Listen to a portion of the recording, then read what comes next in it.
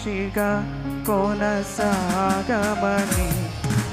ప్రేమించవే నన్ను ప్రాణంగా, నీ కోసమే నన్ను బ్రతకమని.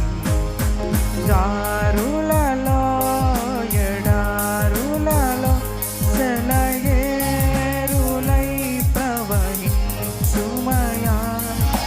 చీకటిలో కారులు చీకటిలో అగ్ని స్తంభమై నన్ను నడుపుమయా.